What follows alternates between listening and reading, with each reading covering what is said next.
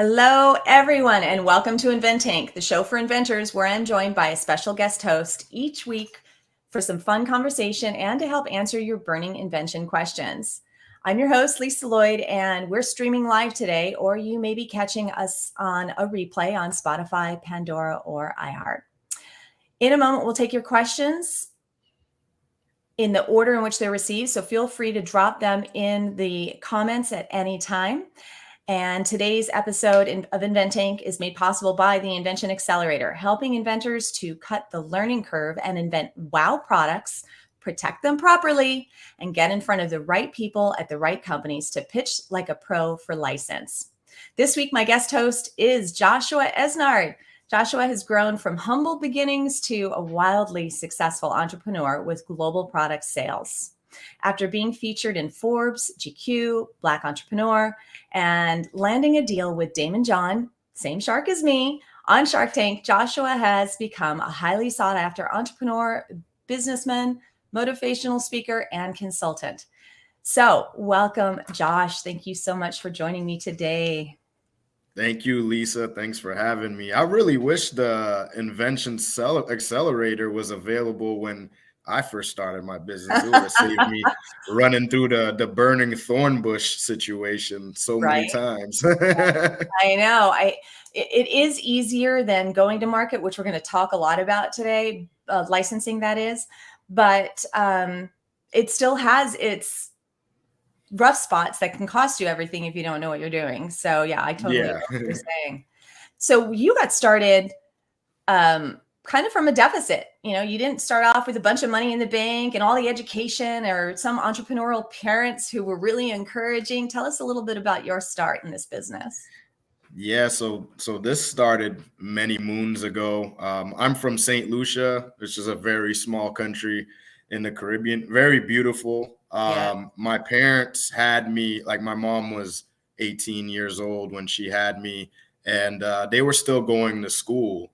And really the stories about my dad. Without my dad, none of this would happen. So my dad was very old school, came from making his own toys, fixing everything, because that's the Caribbean lifestyle. And that includes being a barber in the house. So like, he's not going to send me to a barber or pay money for that. He's going to cut the hair. So he had like one haircut and it was just like the straight up buzz cut.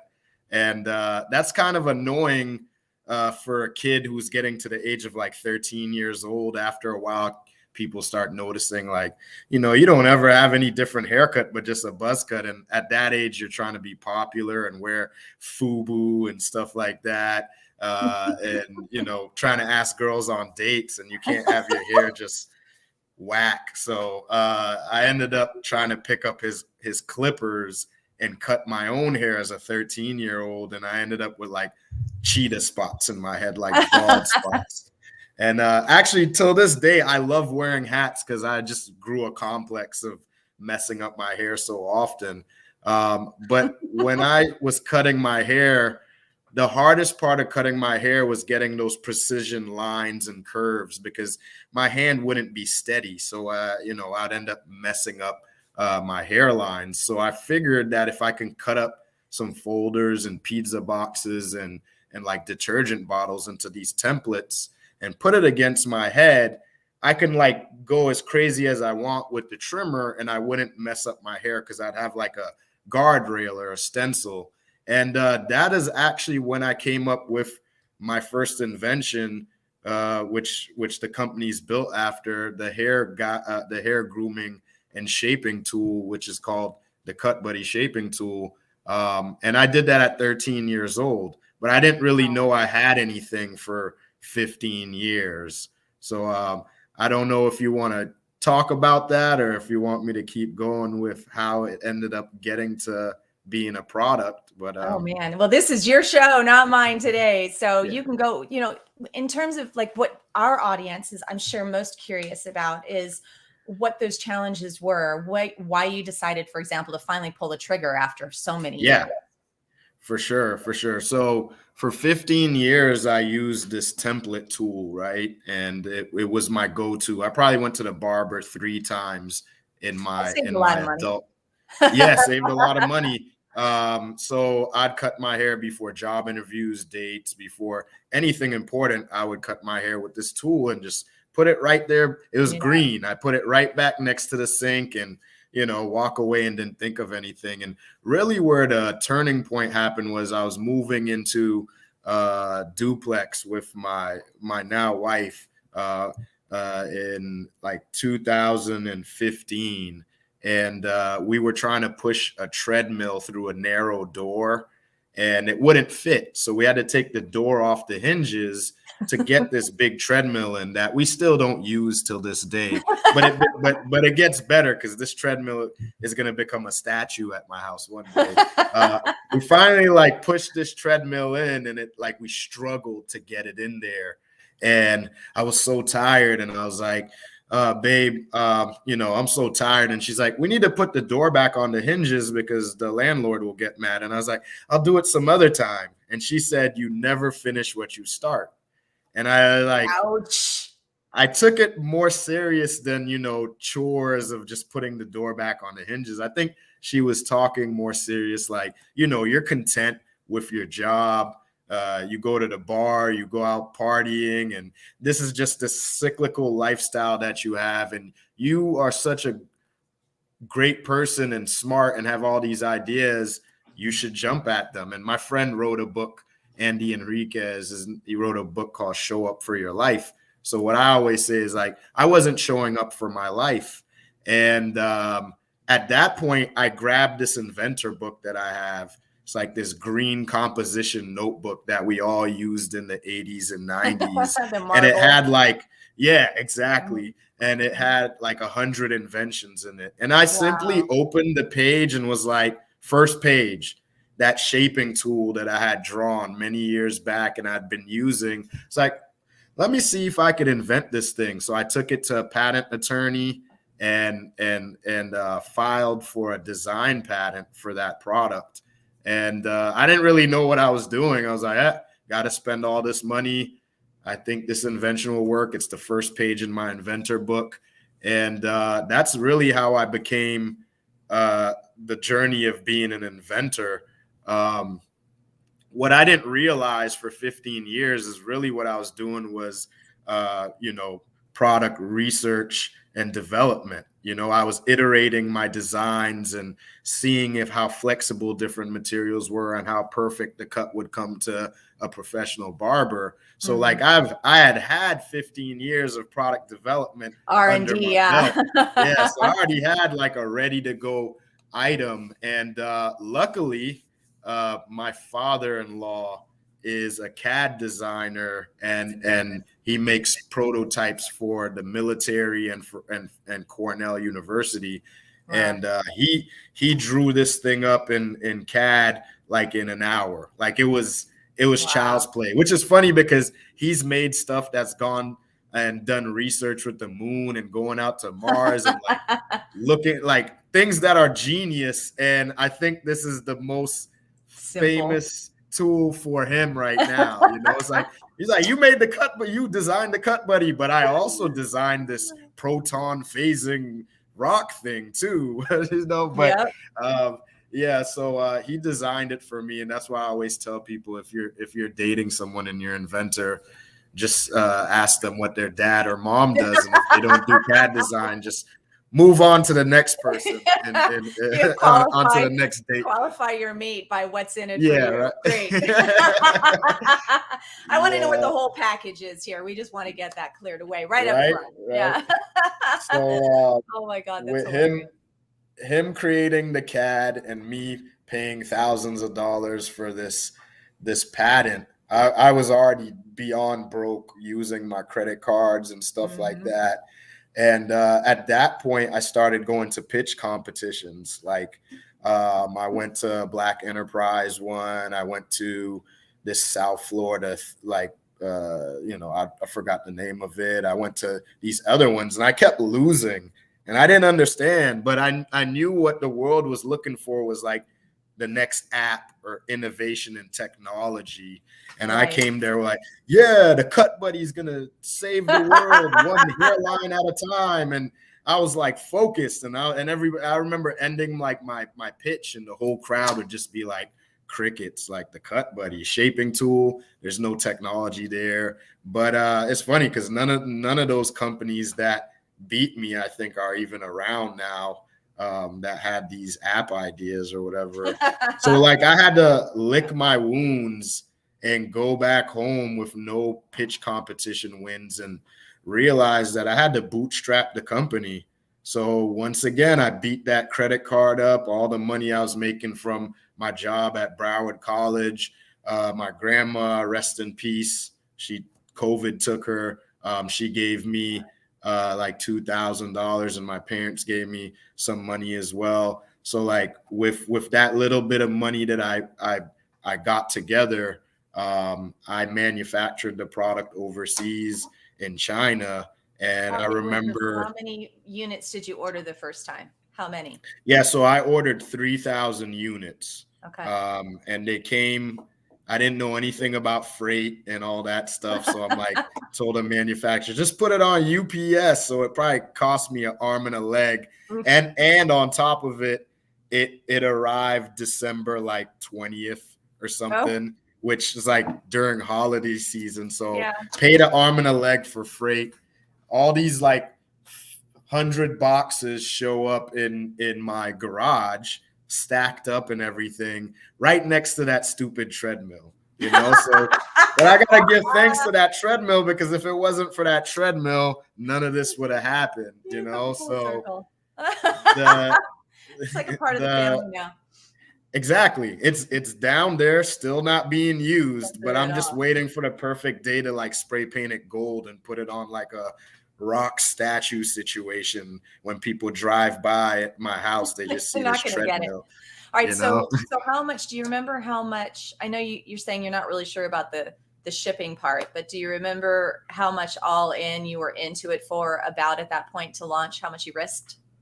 So I would say 11,000 maybe in inventory, and then you're looking at another $8,000 between the patents and websites and all that other buying, like a Dymo label machine, which they're all those little don't ever buy a Dymo.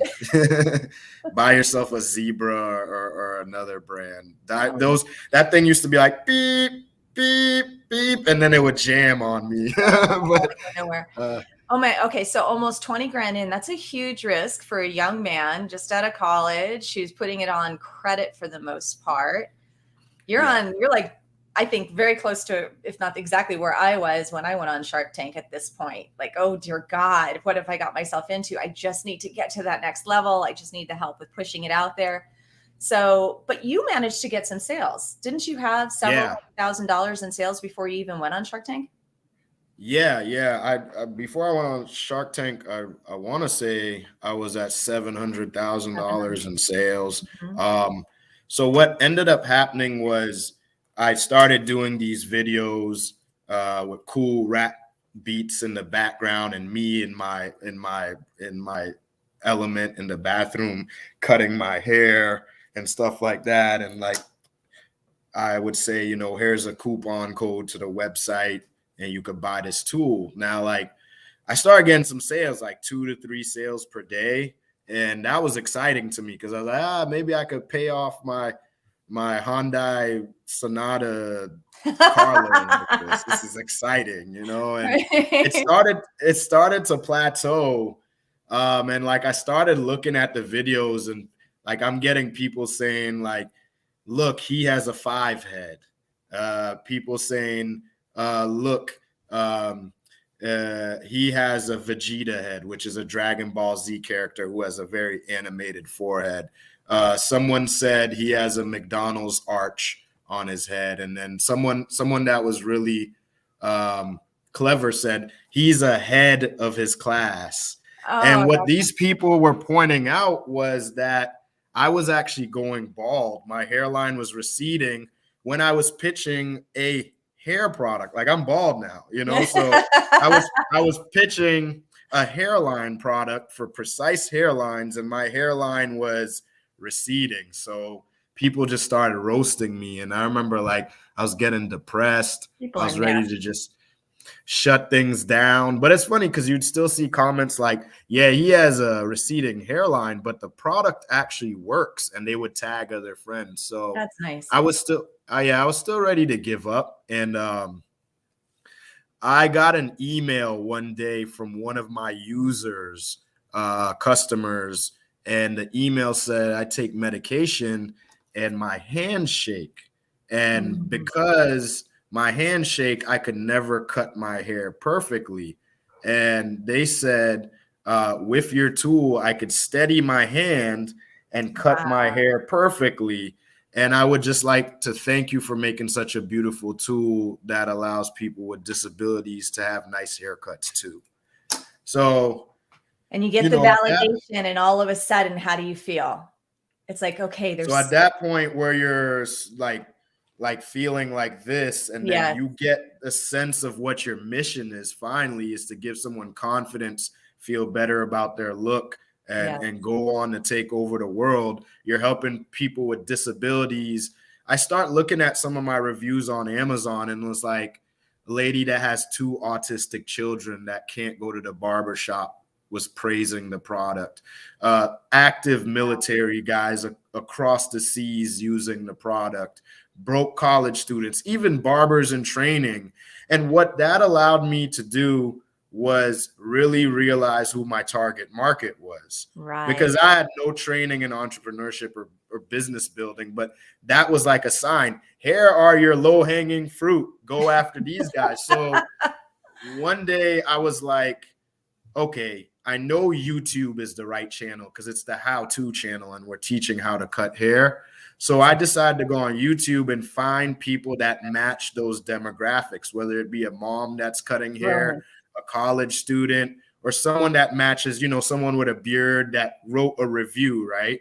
So I find these people that are in the nano influencer range. And this was before there was influencer control and regulation. So it was like the wild, wild west. And I contacted them. They had like 2,000 to 10,000 subscribers. And I said, listen, I'll send you this for free. I'm broke as hell. It's a new product. If you trust in me, I'll give you a coupon code for 10% where the customer will get 10% off if they order from me. But I'll also kick you back 10% of the sales, right? And that way, everybody's eating somewhat or saving money. And the first 3 nano influencers that I got the product, did videos, more handsome, better hairline than me. and demonstrating the diversity, which was, I'm sure, really important at that point too, right? Exactly, because now I'm drawing people with beards, shorter haircuts, longer haircuts, mothers using the product, people with disabilities. And so my sales went from like 5 to 10 sales a day to 50 to 100 to 400 sales a day. Like I'm walking into the post office and the people at that point are sick of seeing me, but they're like, hey, it's Mr. Cut Buddy. Because after a while, you know, when you're packaging up these products, they don't fit in that little slot at your apartment building to go to the outgoing mail. So you actually have to show up with all these big boxes to the post office. And you feel it's a sense of pride too. I'm the one walking in with all the boxes today. Yeah, it's like I'm rich, man. I came up with something and it's working. And March 5th at like 11:30, I remember getting ready because we were gonna bring, and this was 2016. We were gonna bring my mother-in-law to Cirque du Soleil. They had like the Avatar edition or whatever. So we were like excited, and my phone just started buzzing, like ding, ding, ding, ding, ding, buzz, buzz, buzz, buzz. And like, I was like, man, what's wrong with this Galaxy S3 or whatever it was at that time. And like, I opened my phone and like, I'm seeing friends that I haven't talked to from high school, cousins messaging me, and all these email notifications and a bunch of Facebook notifications. And I really looked in there, and there were hundreds of pages on Google that said, congratulations, you got a Wix sale. And I was really confused because I was like, what is this, a glitch? Because I was on Wix at the time. I also wouldn't use Wix to run a merchant website, but Anyway, I hope that's not one of Hindsight's your sponsors. 2020. Shopify is the way to go, 100%. So I see all these emails, and it's thousands of emails, and it's orders. So one of my influencers went viral that day. One of their videos was taken and put on one of those like very viral channels on Facebook, and they sped it up. And then I hit like I hit 4,000 sales by the end of like 48 hours. Oh my God. But I only had 300 products in of my course, garage. new problems to solve. You go from one set of and problems to a new set of problems. yeah, Welcome and I to didn't. success. And I almost am so glad that I didn't know how to control inventory on my website, because if it had said sold out, I probably would have lost all that momentum. But I just remember people were so bummed about not getting, there's like 3,000 something emails I had to send out, and I had to do damage control. Wow. And I had brought in my first co-founder at the time, which is Pima and Buana, and he moved into my house, and we're like sending emails telling people, listen, we didn't know we were going to go viral. This is our first invention. This is our first gig, but we'll promise you, if you wait 3 months as we rush to manufacture, we will double your order for free, or we'll refund you if you don't want to do it 100%. And to our surprise, most of the people, like 95% of people said, I've been waiting for something like this my whole life. Like even people wrote, it's like, I used to make funny things like this in jail to cut my hair. I've been waiting for something like this. I will wait the 3 months for the double order. So, we got to keep most of our clients there. And that's where things started going, right? Yeah. Wow. Yeah. Okay. So we're gonna move now to Shark Tank. But before I do, I just want to remind our audience, if you're joining us live today, please drop your questions in the comments, and we will take those in the order they are received. And no invention question is off basis. I don't, if it's patents or licensing or manufacturing or, anything that will be helpful for you on this journey, please don't hesitate to ask. It doesn't have to be specifically relevant to our topic today. So how did you learn about Shark Tank and ultimately get on the show? Okay. So, the product was buzzing. That brought us to around 2017, where like Forbes, GQ, Black Enterprise, the same pitch competition I lost, they had me featured in their magazine and become a speaker at their conference. But yeah, but it's like all these things were boiling the buzz of what is this weird shaping tool that's a #1 bestseller on Amazon and blah, blah, blah, blah, blah. And that's where Shark Tank reached out to us. So I didn't go to like the traditional casting.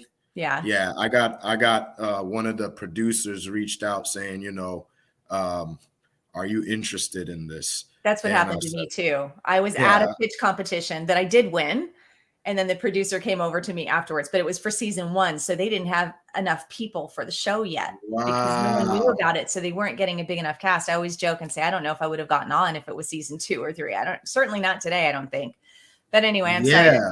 Wow. I didn't even think about that. Wow. Yeah. Yeah. So like that also took trust in you. Like, what is this show? Oh, I said no. It was funny. She said, it's the same producer as Survivor and Castaway. I was like, or Survivor, and I forget what the other one was. It's like, no, that's okay. Thank you. The Mark Burnett. Burnett. I'm not interested in eating bugs. Sorry. And she said, no, it's not like that. I promise. And so she said, I'll send you some emails. And that was on a Friday. I got in the office on Monday, and she had sent me a bunch of links to Dragon's Den in the UK, which is what Shark Tank is based on. Yep. And when I saw that, I thought, okay, pitching, I got this. I can pitch all day long in a competition. I'll do that.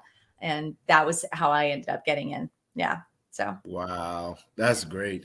Yeah. So you still did your audition tape though, right? Did they ask you to answer the questions and do the audition tape and mail it in? Yeah.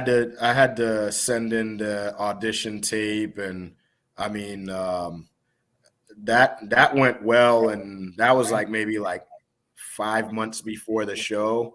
And it's weird because 5 months before the show, what was happening was China took an attack on me, and I woke up and looked at my Amazon sales, and they were like 95% gone. So I'm like, wait, You mean what's you got going on knocked here? off? Yes. Yeah. So like up till today, we have over 5,000 infringements, and maybe 50 of them are from companies that you use every day, you know? So, You had to see that coming though, with something so simple. If it sells that well, well, well, so here's the thing. I didn't, because I'm not an entrepreneur or a oh, businessman. So I that didn't really even know blindsided anything. you.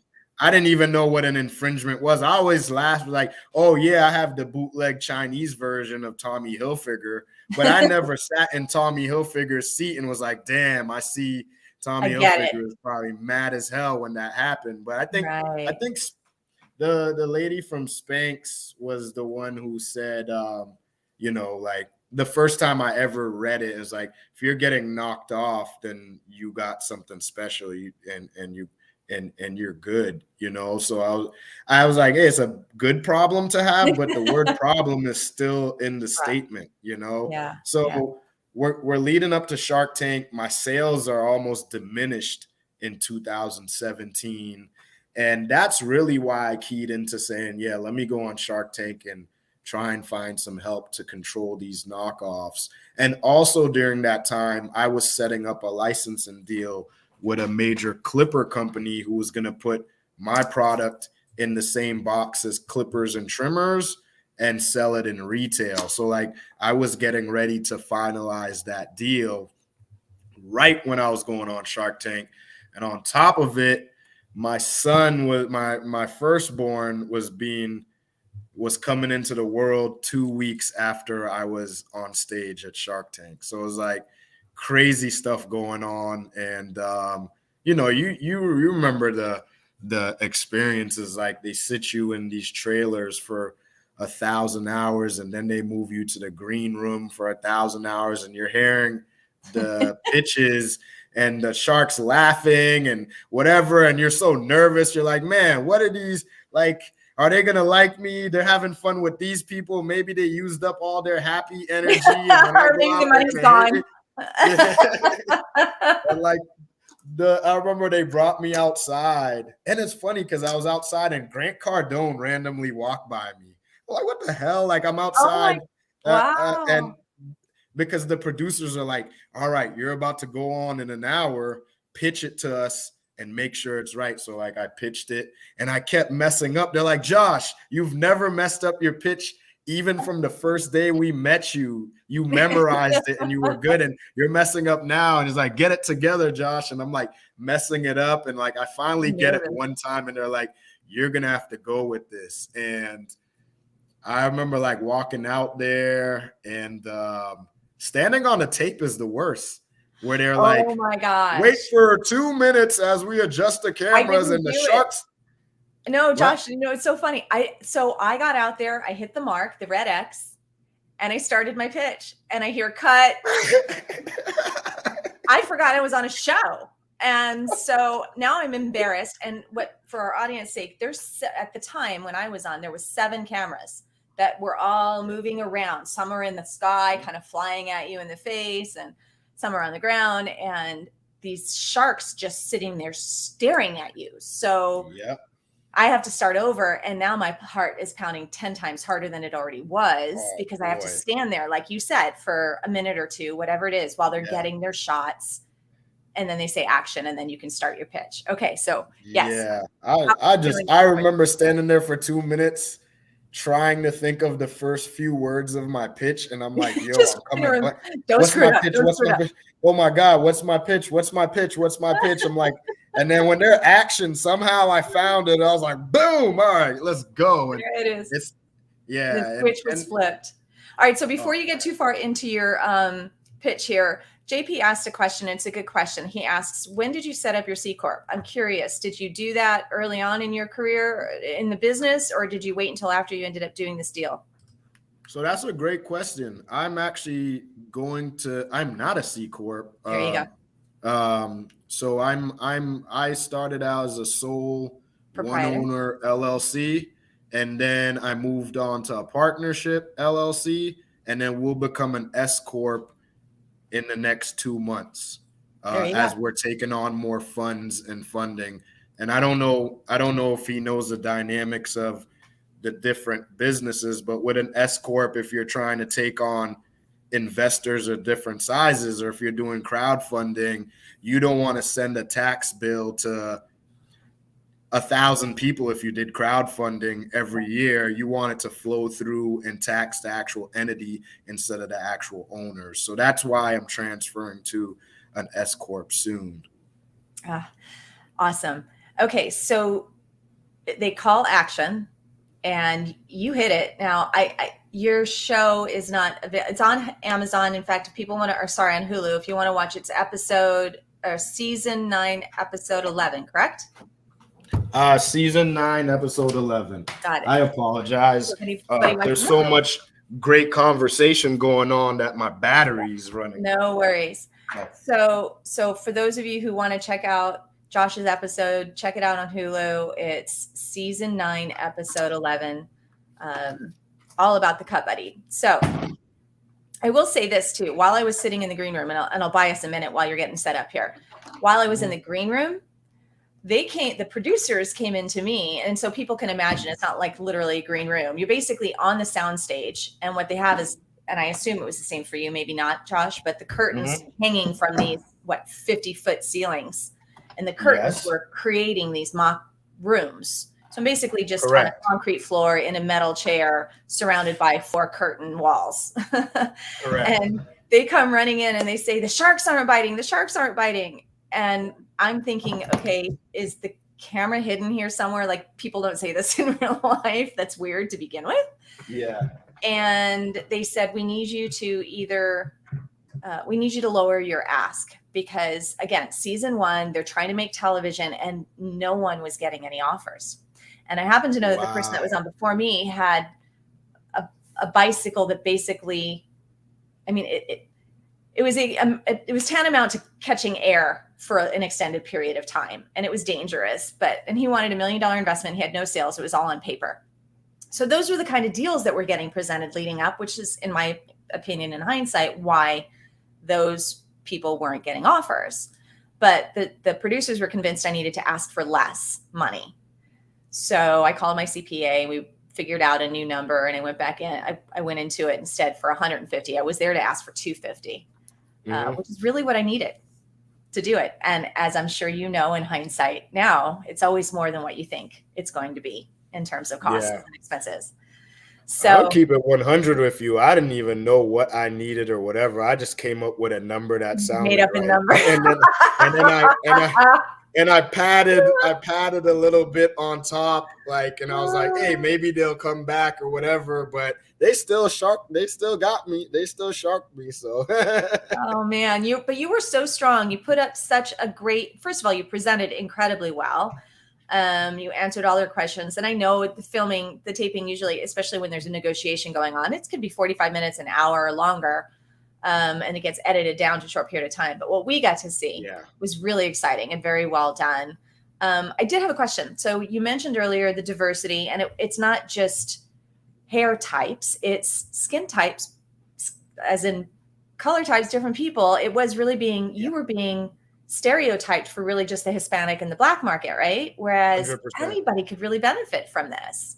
So I'm curious, if you knew that prior to going on the show, you really didn't show that diversity with the 2 models that you brought on. Any particular reason? What went into your thinking about the 2 people that you chose to bring on the show with you? What did you say, that I did or I didn't? The 2 guys that you brought on. Yeah. As opposed to a mom doing her kid's head or something like that. You didn't demonstrate that diversity with the 2 gentlemen that you brought on. They were more like you. Well, so actually, no. So when I went on, the models that went on was a guy with lighter skin tone, more of like a Hispanic background. Hispanic, right? And one was actually white male with long hair with a beard. So they covered the areas that I couldn't show off myself. The beard, yeah, and the beard was, yes, exactly. Yeah. But it would have been a good idea for me to bring on a mom cutting someone's hair. Now that I think about it, that may have actually got Robert and Mark and Lori more interested. Okay, Yeah. I was just curious if you had any reason or logic behind that, if the data was telling you otherwise, because that's all new information to me. I didn't realize that you had all that data from customer feedback, real world customer feedback, which is Let me give you an exclusive that I've never told in the public. Okay, folks. One day before I went on Shark Tank, so I flew in my influencers, or we brought in influencers or models, right? One of them, Joey, came with me from North Carolina. I've actually known him from 6th grade. The one with a beard and long hair. The other guy on the show, that was the first time he cut his hair. That was the first time he ever used the product. On the show. Yeah. Why? Because the day before, one of my influencers got his ego got ahead of him. I'll keep it cordial. His ego got ahead of him, and he decided to drop out.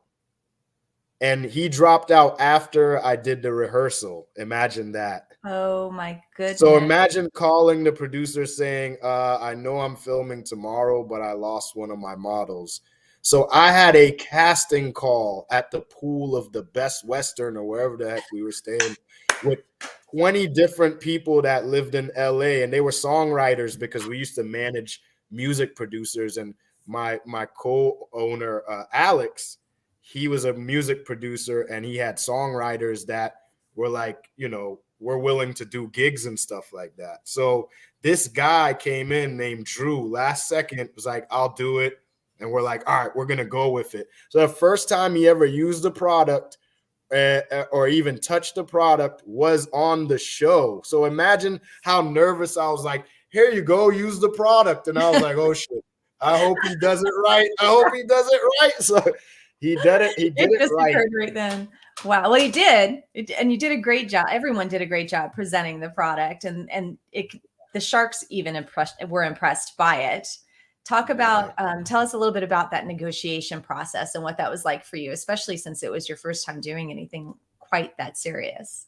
I know you'd pitched before, but negotiations, that's really where the magic happens, right?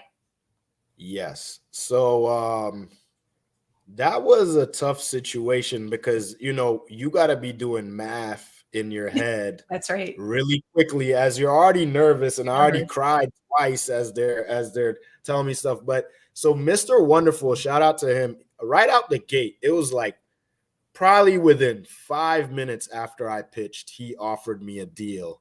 And it was more of a royalty deal until he recouped a certain amount, and then he took a smaller equity, which was interesting.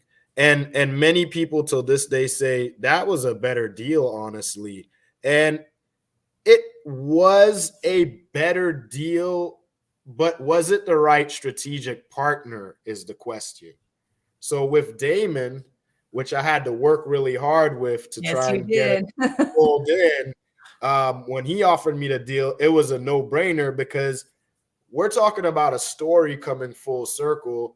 The 13-year-old kid that wanted to go on dates and cut his hair and wear FUBU.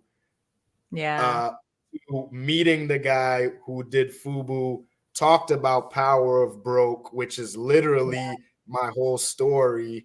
And I was like, and he understands the actual demographic of my product.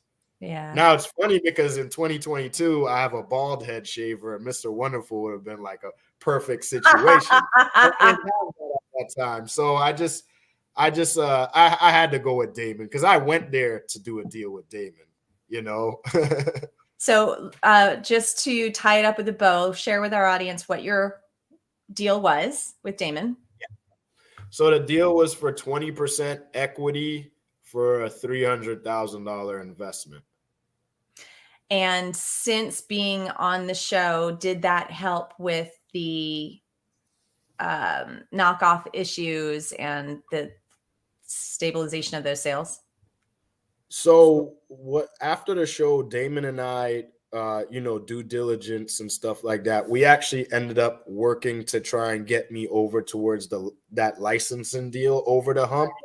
So we modified our deal to do licensing, and that's where we finalized the licensing deal with the major Clipper Corporation, and that put us in all the Walmarts and Sally and Targets and things like that. And that's kind of where I had less stress in my head trying to battle all these infringers and collect a nice big check every few months. Oh But boy. when we did the licensing deal, I did a hybrid deal where I can keep my brand alive and sell my product, and they would sell a modified design of my product with their clippers and trimmers. So I still ran my brand on Amazon and stuff like that. And during that time, Amazon, Alibaba, eBay, you name it, they all started coming up with their own infringement monitoring programs. So eBay has the Noki and Vero program. Alibaba actually was the most proactive seller marketplace to take infringement seriously. They have their IP configuration background, which respects U.S. patents against Chinese dealers. And Amazon came a little bit later. They have brand registry, but if you have utility patent, they have this new program. I think it's called Zero now, but they had a program when I came in, which was mainly like Shark Tank people, called a patent evaluation program. And what that program allows you to do is, after you've shown that you can responsibly report listings that are infringements to a utility patent that you own, they give you a magic wand where you just go in and drop all the listings that infringe on you, and they don't even like reply to you. They just like within 5 hours, 6 hours, they just remove them. They don't even review it because they've trusted you to do it on your end. Thank God. Well, if the patent system is going to be slow to figuring out how to protect us, it's a good thing to know that the community at large is going to step in and do what they can to prevent that and preserve our rights. Because, I mean, America was, I'm not going to go off on a tangent, but America was built on innovation. No, we can't. We are known as the leaders. We were known as the leaders in the world of innovation, but it's really hard to compete with when all the that's USPTO office is trash. They need to rehaul that whole situation. It's a file cabinet. What does a file cabinet do for us inventors? Why do we give all our brain power and our innovation, and why can't we be the first ones to get monetary value from it? And why does it have to be a whole other country to knock us off, and our patent office doesn't do anything? They need to turn the patent office into a monitoring and policing system instead of just a file cabinet, because then we're just giving them a bunch of money just to hold documents in a safe somewhere. and the lawyers are the ones that always win. So they're the ones that always make money no matter what. And so I'll just say this, and then we won't belabor the point. And that is, if you are listening and you'd like to learn more about how you can step in and help make a difference, go to usinventor.org. It's a nonprofit organization that serves us as their main constituent, the independent inventor, lobbying for our rights. They'll tell you who your senators, congressmen are, whatever bills are being worked on to help us continue to preserve our rights. So go to usinventor.org. Is that the thing that the guy Josh Malone is part of? Yes, it is. I've been following his story. I'm a fan of his. Good. Yes. Well, go to US Inventor, Josh. All right. Gabriel's asking, how often do deals die at the licensing table? What are the reasons? And what's the best way to prevent canceled licensing deals? Have you ever had this happen, Josh? It hasn't happened, but I can tell you some things that would stop a licensing deal. Usually in licensing deals, they're going to want exclusive territory with the product. So they're going to want to sell it, and they're not going to want you to compete with their market in general. So they'll normally have a non-compete clause. And if you don't agree to non-compete clause, that may make them walk away. You may ask for too much of a royalty, which doesn't allow them to make money on their end, especially if they're packing your product as like a bonus with other products. You as the inventor have to accept that you're not going to be the thing that's making most of the margin for the product. So you have to be able to negotiate a rate that works for both of you. The guarantees are also something that'll make someone walk away, which is very important that you do negotiate. So like if you walk into a licensing deal, you should set a number of units or set a target that they need to hit, or they need to give you this amount per year. And that was one of the mistakes that I made. So those are some areas that I feel would have people walk away. But definitely the competition situation. If you begin to make products or innovate products that starts to step into another company's territory, they may walk away. So I personally, with my personal 7 licensed products, I only had one time where it was lost at the table, where we actually had a contract and I was waiting for them to sign it. We had been through all the way through the process up to that point. And it was only because it was with Goody Products, and she had just found out that they were being acquired by Newell Rubbermaid. And so she wasn't allowed to move forward with the contract until she knew what their new processes and vision and that sort of thing was going to be going forward. So that was completely out of anybody's control. She didn't even want to. She even said, Lisa, you've got something here. Go call another company because you're going to get this license. So that was encouraging. Other than that, even the deals where I've helped clients, we've walked away because we go into it knowing what our deal breakers are and what our negotiables are, and just having that mindset and with some flexibility, because obviously if new information comes to the table, we're willing to change our mind. But we start off with, here's what we believe and here's what we want. So it's not very often, in other words, but it does happen. What are the reasons? And those are the reasons. And then what's the best way to prevent canceled licensing deals? I would assume that means after it's already been signed. So I guess in my case, at the point at which it's just not selling anymore is the only time they've canceled. It's just that simple. Yeah. Yeah. And when you look at licensing deals for my end, there's 2 types of licensing deals. There's a deal where you hand them the CAD work and they manufacture it themselves and sell it under their brand. Or there's a deal where you manufacture it and put their branding on it and sell it to them at a very, very low distributor wholesale price. The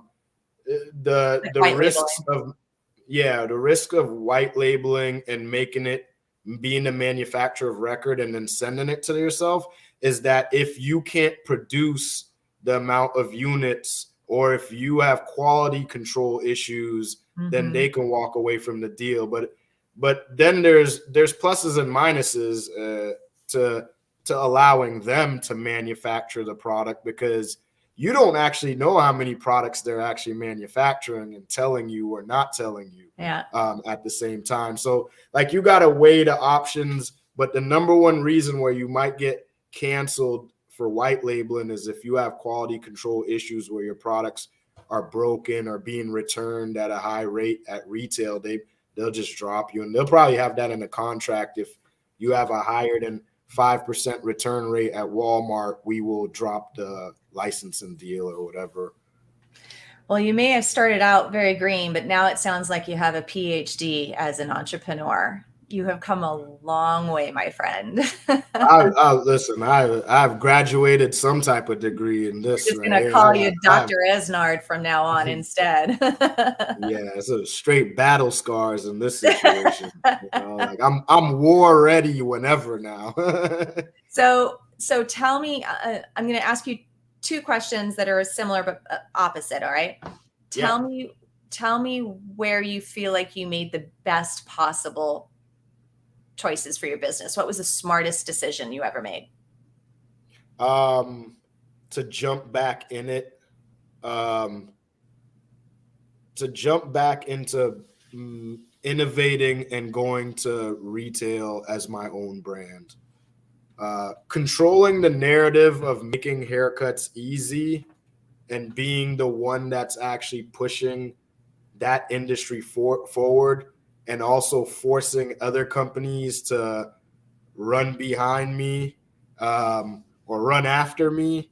That is where I want to be, because I started losing the idea of what my mission was. Our mission now is to make haircuts easy. That's the bold line of it. And I got too comfortable giving my product in licensing and not being the one making more innovations to make haircuts easy. So when I decided to come back into it and become my own brand and send my own products in Target and Walmart and stuff like that, that allows me to make sure that that disabled veteran or broke college student is actually lowering their anxiety cutting their hair. And I didn't feel like the industry was providing that for the 3 years that I was kind of sitting back. So like now we have a patented bald shaver. It's the first bald shaver that Walmart has ever sold. And normally you'd see like shavers where guys are just pushing it into their face and stuff, but we made it ergonomic with a handle. And it has a right angle situation so that your wrist isn't crooked and you're just kind of buffing your head as you shave it. And it's called the Bald Buddy, cut buddy. The Bald Buddy. Is that in stores now? Yeah, in 3,500 Walmarts now. And imagine, you see the camouflage on it? Yes, it's awesome. You want to know what a camouflage is on there for? Yes, please. So remember that email from the disabled veterans whose hands shook? Yes.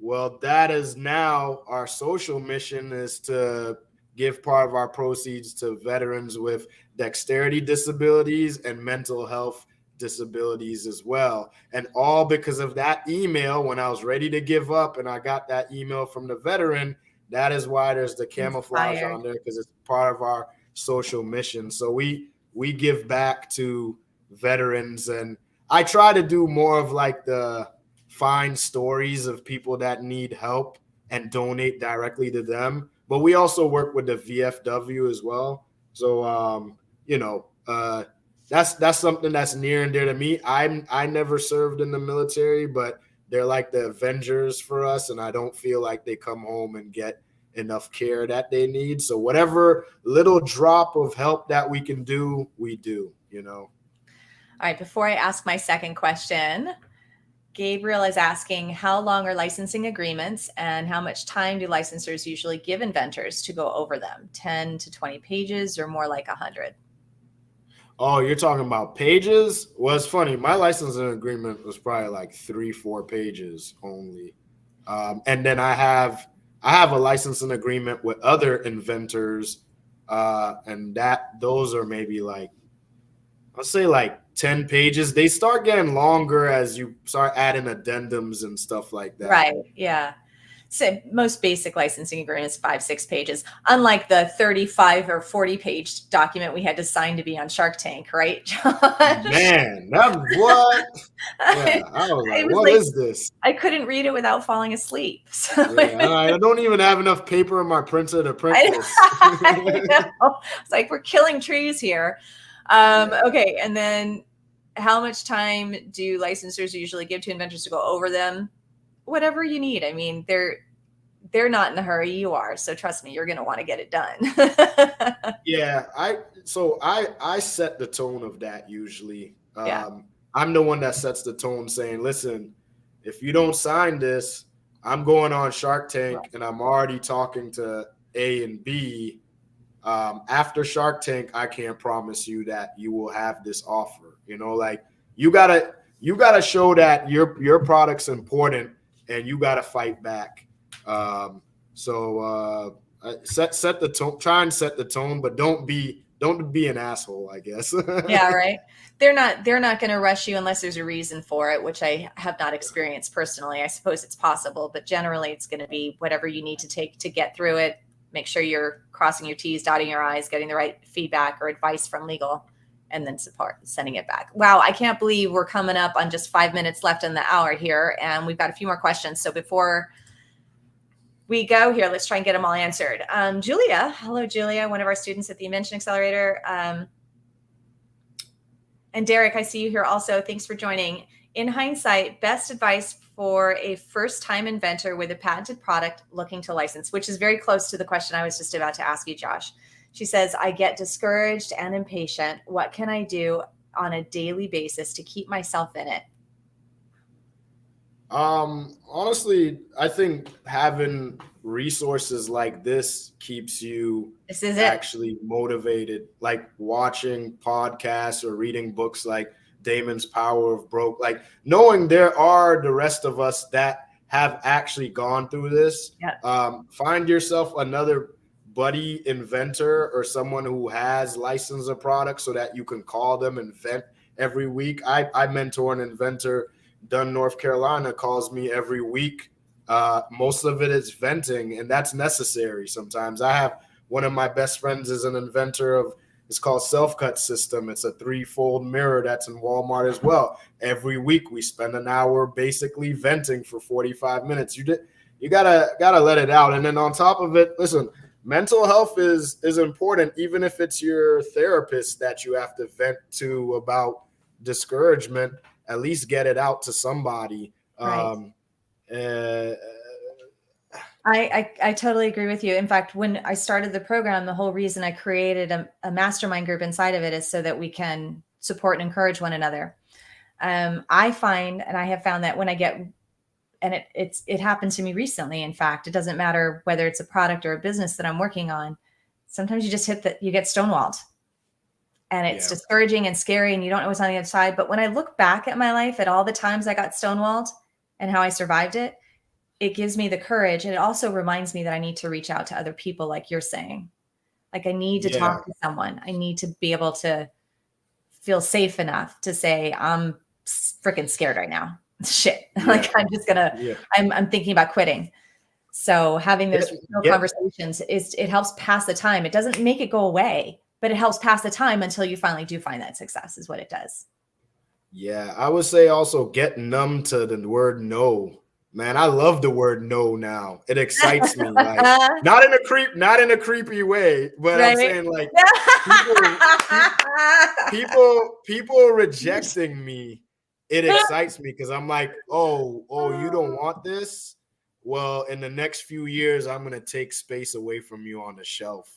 And I'm going to remind you what's popping. When you see me, you're going to turn around. You know, you're not going to want to talk to me because I'll remind you I told you so. So like it excites me just get numb to hearing no. Maybe go start calling people and selling something and hearing a bunch of people hanging up and just hearing no. After a while of hearing no, then there's no discouragement because you're already expecting. Hey, they may say no, but if they say yes, it's a win, you know? You're so right. You're so right. I used to say it, well, I still say it this way. No doesn't mean no, just not that way.